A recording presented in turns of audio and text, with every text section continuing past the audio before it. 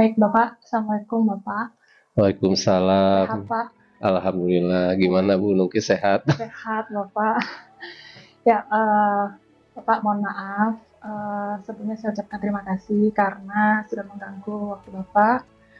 Ya, Saya selaku CGP akan mencoba untuk melakukan wawancara kepada Bapak terkait pengambilan keputusan berdasarkan nilai-nilai kebajikan sebagai pemimpin. ya, Siap Bapak? bangga. Ya, Insya Allah siap.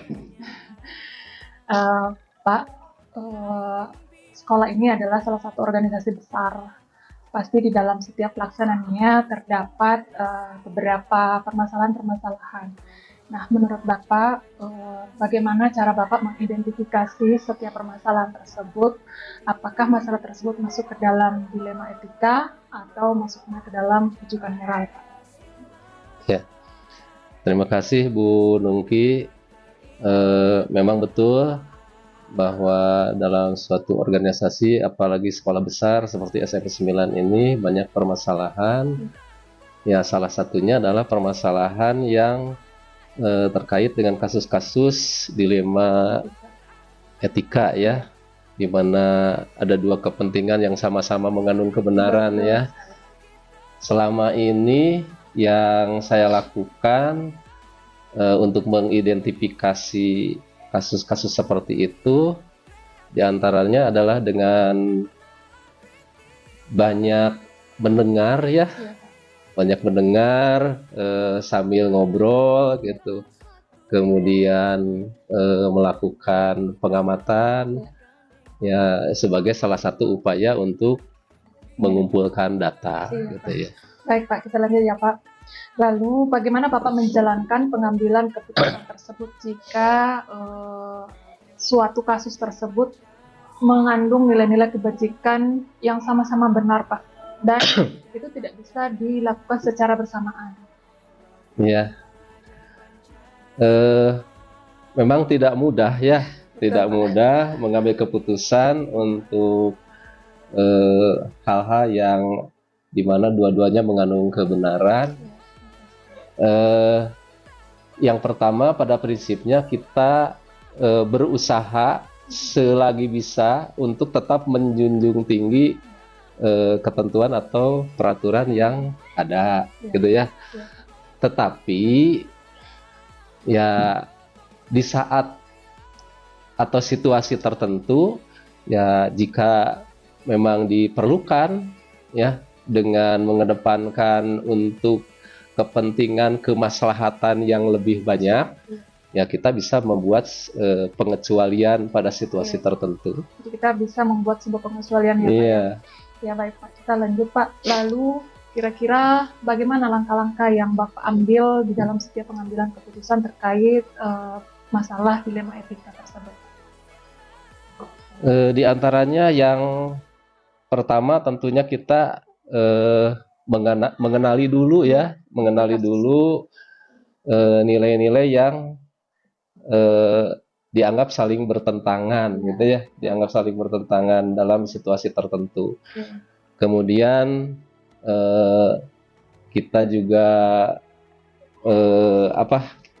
menentukan siapa saja yang terlibat dalam situasi itu, kemudian mengumpulkan fakta-fakta terkait dengan situasi ya. Selanjutnya setelah terkumpul fakta-fakta ya, kita berusaha untuk menguji benar atau salah gitu ya. Ya benar, walaupun dua-duanya mengandung kebenaran gitu ya, tapi kita mengambil sekali lagi mana yang kira-kira maslahatnya lebih banyak gitu ya dalam situasi seperti itu. Jadi menguji benar atau salah, kemudian setelah itu kita mencari opsi di antara dari dua opsi yang ada gitu ya, mana yang maslahatnya lebih besar gitu, barulah kita membuat sebuah keputusan. Kemudian setelah diambil keputusan pun kita lihat lagi di saat yang lain ya, melakukan refleksi ya, apabila misalnya ternyata ada yang perlu diperbaiki ya kita perbaiki. Seperti itu kurang lebih ya. Iya Pak. Baik Pak, untuk selanjutnya kira-kira dari langkah-langkah yang Bapak sudah ambil, adakah cara yang lebih efektif gitu ya Pak? Adakah cara yang paling efektif di dalam mengambil suatu keputusan terkait kasus dilema etika? Gitu, Pak? Ada nggak langkah-langkah yang paling efektif gitu ya? Yang saya rasakan ketika menangani masalah seperti itu, berbicara face to face ya, Secara ngobrol kekeluargaan gitu ya Pak? secara kekeluargaan gitu ya, ngobrol santai secara kekeluargaan, dan kita bisa mengambil keputusan dari obrolan-obrolan santai itu, mana yang maslahatnya Lebih besar. Jadi prinsipnya kita mengutamakan kepentingan yang lebih banyak gitu ya, kepentingan yang lebih besar. Jadi yang saya rasakan yang paling efektif ya, terlalu formal juga dirasakan tidak efektifnya. Begitu ya, ngobrolnya santai gitu, secara kekeluargaan, melakukan pendekatan ngobrol antar orang dewasa gitu, dan itu ternyata sangat efektif. Baik, Pak. Nah, dari beberapa langkah yang telah Bapak ambil selama pengambilan keputusan, barangkali ada tidak Pak tantangan tersendiri di dalam setiap pengambilan keputusan? Tantangannya memang cukup dilematis ya, untuk mengambil keputusan seperti itu. Jadi yang saya perhatikan ketika kita mengambil keputusan seperti itu, paling tidak kita meminimalisir ya dampak yang kurang baik ya dari pengambilan keputusan. Jangan sampai menimbulkan masalah baru, kemudian menurunkan motivasi, atau mungkin malah menghilangkan atau menjadikan sebuah krisis kepercayaan gitu. Itu ya. Jadi itu yang diminimalisir. Memang tidak mudah sih. Gitu ya.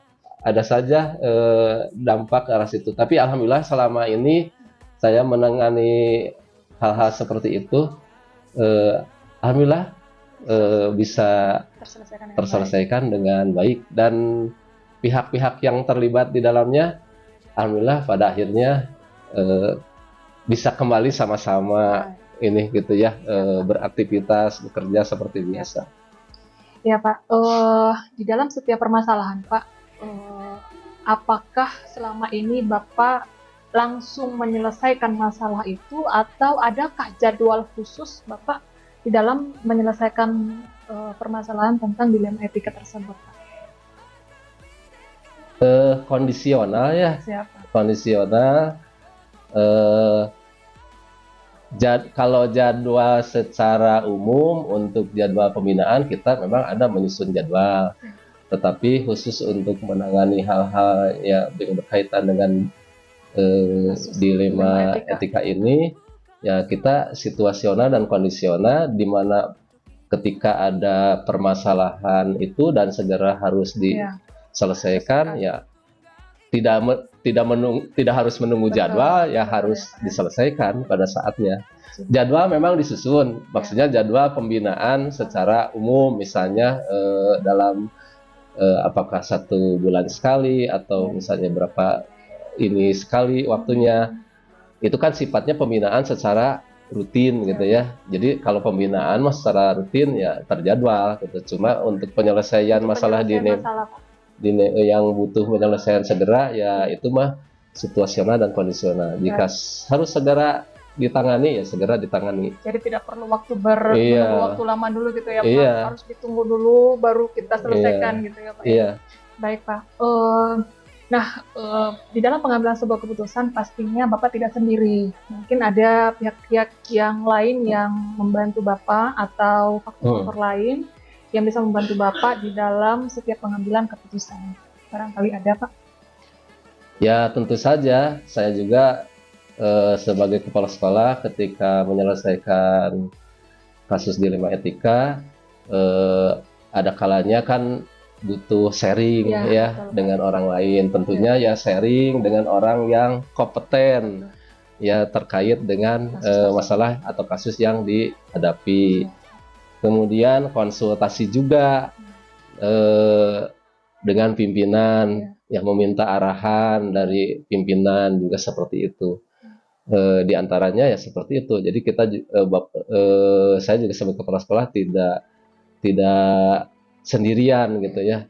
Jadi selalu bagaimana kita membangun komunikasi, koordinasi dan konsultasi ya, sehingga mudah-mudahan keputusan yang diambil itu adalah betul-betul hasil kolaborasi. Betul. Dan ya, berpihak pada murid ya Pak. Iya, ya, kolaborasi ya, sehingga keputusannya mudah-mudahan itu menjadi keputusan yang terbaik buat semuanya. Baik Pak. Nah, dari semua yang telah Bapak sampaikan, ada nggak Pak pembelajaran yang Bapak ambil di dalam setiap pengambilan keputusan Pak? Pembelajaran yang terpenting dalam penyelesaian kasus dilema etika, intinya kita perlu keluasan ya, harus luwes dalam mengambil keputusan. Kita berupaya untuk menjunjung tinggi peraturan yang ada. Nah, tetapi di saat situasi tertentu ya kita juga bisa membuat pengecualian ya demi kemaslahatan bersama. Kan di ajaran Islam juga diantaranya kan berbohong itu dilarang ya, tapi ketika kita berbohong untuk mendamaikan dua orang yang sedang berselisih itu dibolehkan. Pak. Itu salah satu dasarnya. Luar biasa ya Pak ya. Saya bisa menambahkan juga ya Pak ya, bahwa kita juga sebagai manusia pasti pernah melakukan kesalahan ya Pak ya. Iya. Tapi seyogyanya sebaik-baik manusia adalah yang mau mengakui kesalahan dan mau memperbaikinya. Benar iya, Pak? Betul. Ya Pak. Jadi mudah-mudahan nanti di setiap pengambilan keputusan kita melihat kemaslahatannya ya Pak ya. Bermanfaatannya seperti itu. Iya. Bapak, terima kasih banyak sama-sama atas dukungannya kepada saya selaku CGP. Mudah-mudahan di dalam setiap pengambilan keputusan Bapak bisa melihat kembali 4 paradigma dan 3 prinsip dari pengambilan keputusan itu ya Pak ya. Terima kasih saya juga dengan adanya teman-teman yang sekarang mengikuti menjadi guru penggerak ya, pada prinsipnya kan ilmu datang dari mana saja ya, saya juga mendapatkan banyak ilmu, banyak masukan ya dari teman-teman yang sudah menjadi guru penggerak ya, dan itu membantu organisasi sekolah ini secara keseluruhan. Mudah-mudahan pelayanan kita kepada murid ya bisa lebih baik lagi ke depannya, karena itulah yang menjadi tugas pokok kita. Kita memberikan pelayanan yang pembelajaran yang semakin baik, semakin berkualitas ya. Suasana sekolah juga kondusif, aman, nyaman, menyenangkan, inklusif lah buat semuanya. Itu aja barangkali menunggu apa yang saya sampaikan. Kalau memang ada yang benar sesuai dengan apa yang sedang sekarang dipelajari di Diklat CGP, ya bangga, silahkan, mudah-mudahan bermanfaat. Kalau ada yang kurang atau tidak sesuai, berikan masukan ke saya. Baik Pak. Atur nuhun. Assalamualaikum warahmatullahi wabarakatuh. Sukses selalu ya Pak. Terima kasih Pak.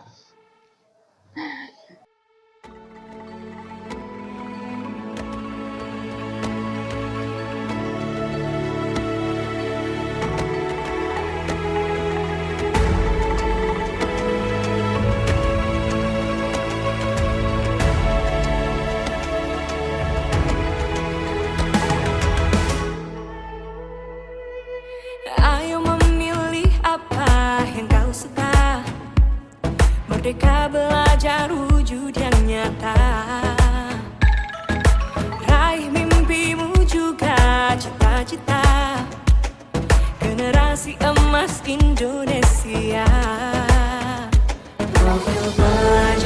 Pancasila.